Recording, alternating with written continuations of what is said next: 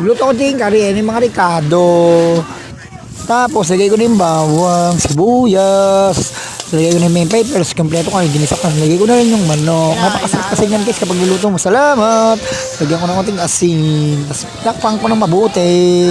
Pagkatapos ko takpan yan, lagay ko na yung panghalo ng sa chicken curry. Ayan na. Tapos, napakasarap yan guys. Nalo-halo ko na siya. Chicken curry, napakasarap.